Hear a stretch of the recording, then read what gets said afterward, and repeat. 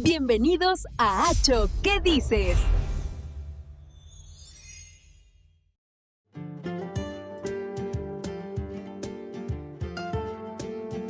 Saludos y bienvenidos. Hoy vamos a explorar una ciudad que, muchos creamos conocer, ¿no?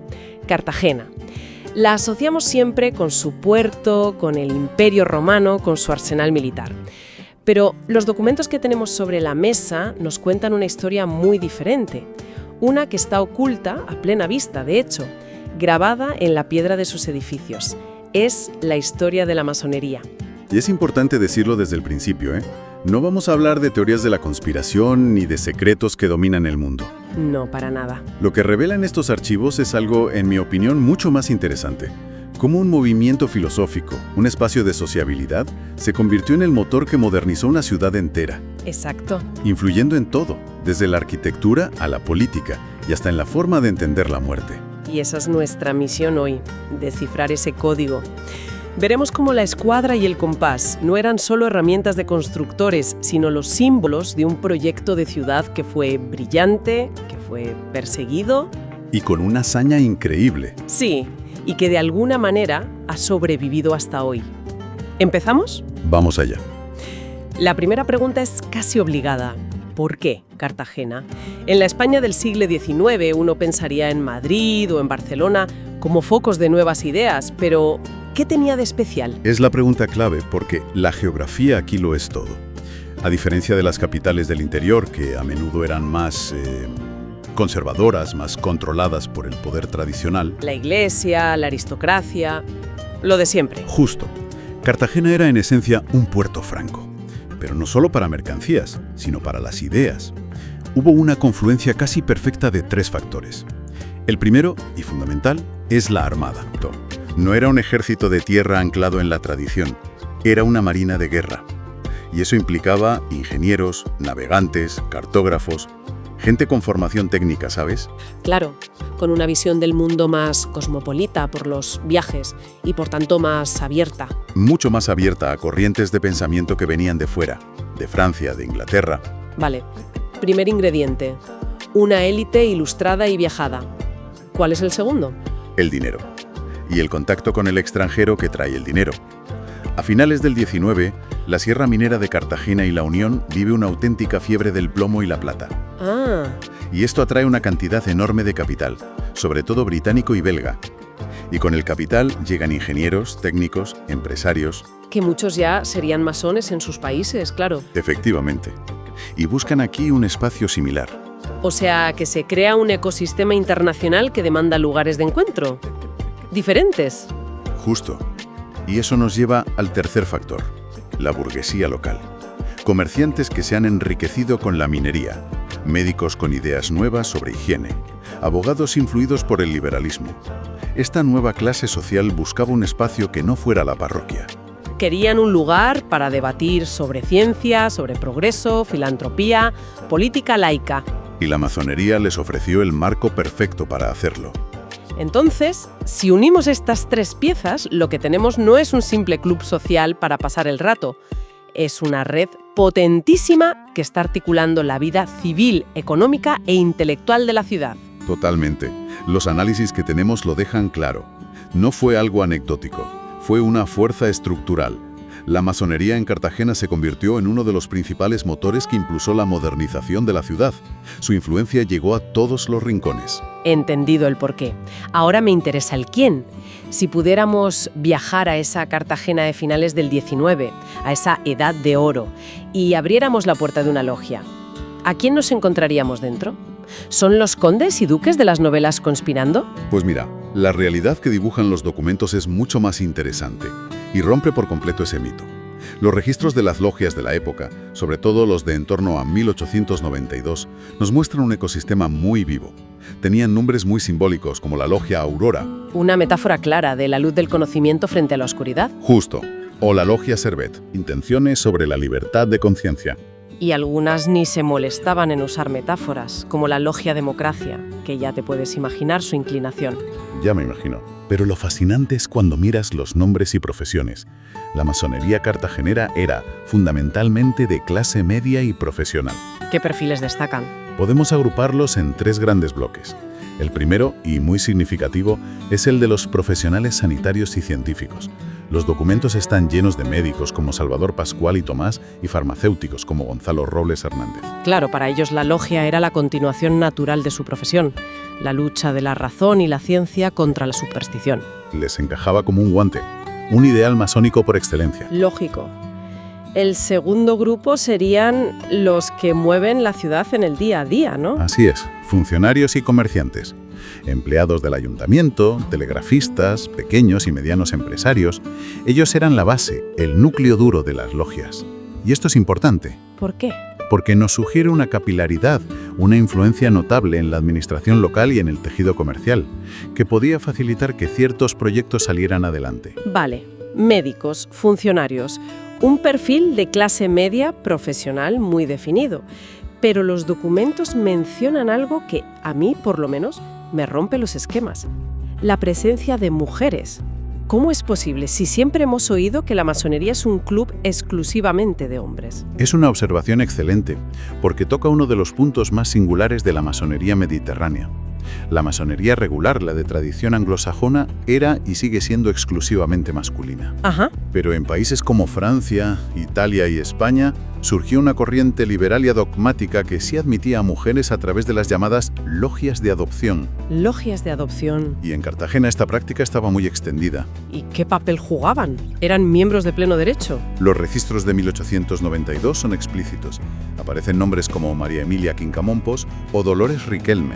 Se las solía registrar con la profesión, sus labores, indicando que a menudo eran esposas o hijas de otros masones. Claro. Pero su presencia es revolucionaria para la España de la época. No eran meras espectadoras, participaban en los rituales y, sobre todo, eran el alma de las obras filantrópicas. Crear escuelas laicas para niños sin recursos, ayudar a viudas. Rompían por completo el molde de la mujer decimonónica recluida en el hogar, vamos. Totalmente. La logia les daba una inesperada ventana a la vida pública y a la acción social. Toda gran historia tiene sus grandes nombres, y aquí emerge el más famoso de Cartagena, quizá de toda su historia: Isaac Peral. La pregunta que sobrevuela todos los estudios es casi un thriller histórico. ¿Era o no era masón el inventor del submarino? Es que es la gran controversia, y nos obliga a matizar qué significa ser masón. Porque no hay una respuesta de sí o no. Hay 2 tesis enfrentadas, ambas con argumentos sólidos. A ver. Por un lado, la tesis de la no afiliación, defendida por biógrafos como Javier San Mateo. ¿Y en qué se basan para decir que no lo era? Principalmente en 2 cosas. Primero, la fe católica de Peral, que parece que mantuvo sinceramente hasta su muerte. ¿Y la Iglesia Católica prohibía explícitamente la pertenencia a la masonería? Exacto. Y el segundo argumento es la ausencia de la prueba documental definitiva, un acta de iniciación firmada por él. Suena razonable. Simplemente era un hombre de su tiempo, rodeado de las élites de su tiempo, entre las que había masones. Esa es la línea argumental, que sus contactos eran inevitables, pero que la amistad no implica pertenencia. ¿Vale? Pero luego tenemos la otra cara de la moneda, la tesis del vínculo honorífico, que se basa en los propios documentos masónicos, y son muy contundentes. ¿Qué dicen esos documentos? Demuestran un apoyo sin fisuras, casi incondicional. La Gran Logia Simbólica Española, una de las obediencias más importantes, lo nombró oficialmente masón honorario. Ah, masón honorario. Pero lo más revelador ocurre cuando el gobierno conservador de Cánovas le retira el apoyo y el presupuesto para su submarino. ¿Qué pasa entonces? En ese momento, las logias masónicas de toda España organizan colectas populares para que Peral pueda seguir con su proyecto. O sea, lo ven como uno de los suyos. Totalmente, como un símbolo de la lucha de la ciencia y el progreso contra la burocracia y el oscurantismo. Entonces, ¿dónde nos deja esto? Tenemos un católico practicante por un lado y un héroe adoptado y financiado por la masonería por otro. Exacto. Por eso, aunque quizá nunca encontremos una prueba definitiva, la definición que mejor encaja es la de masón sin mandil. ¿Qué significa eso? Alguien que compartía plenamente los ideales de progreso, ciencia y patriotismo liberal de la masonería, pero que por sus convicciones o por estrategia nunca se inició formalmente. Ya veo. Lo que es innegable es que la batalla por el submarino de Peral se convirtió en un símbolo de la lucha cultural de la época. La España del progreso, representada por la masonería, contra la España de la tradición. Un momento, esto me parece fascinante, porque estamos hablando de un conflicto de ideas, pero los masones, por definición, son constructores. Dejaron una huella física de este mundo de ideas en la propia ciudad. Podemos caminar por Cartagena hoy y ver ese legado. Absolutamente. Y ahí es donde la historia se vuelve tangible. Dejaron su huella por toda la ciudad, a veces de forma muy sutil y otras de manera espectacular. El ejemplo más claro es el Palacio Pedreño, en pleno centro. Un edificio imponente, sí. Pues fíjate en su puerta principal. Hay una cabeza esculpida del dios Mercurio. Claro, el dios del comercio. Tiene sentido, la familia Pedreño amasó su fortuna con la minería y la banca. Esa es la lectura para el profano, para el que no sabe. Pero para un iniciado, el significado es mucho más profundo. Hay un doble lenguaje. Exacto. Para un masón, Mercurio es la versión romana del dios griego Hermes, que a su vez se asocia con Hermes Trismegisto, el mítico padre de la sabiduría esotérica. O sea que al colocar ese símbolo en la entrada, están diciendo, esta no es solo una casa o un banco, es un templo del saber. Es un manifiesto en piedra, un lugar donde el intercambio no es solo de dinero, sino de conocimiento. Es como si toda la ciudad fuera un mensaje en clave. ¿Hay más ejemplos de esta diplomacia visual? Muchísimos. Es toda una red de mensajes. Si te fijas en las fachadas modernistas de la calle Mayor, en edificios como la Casa Cervantes o el Casino, empiezas a verlos. Integradas en la decoración, de forma aparentemente casual, encuentras hojas de acacia. La acacia, ¿qué simboliza? Para un masón, es el símbolo de la inmortalidad del alma. O granadas, que al abrirse muestran sus granos apretados.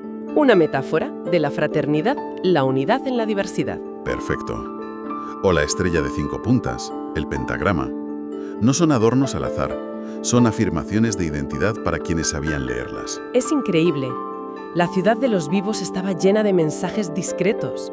Pero tengo entendido que la ciudad de los muertos, el cementerio, hablaba a gritos. A gritos, sin la menor duda.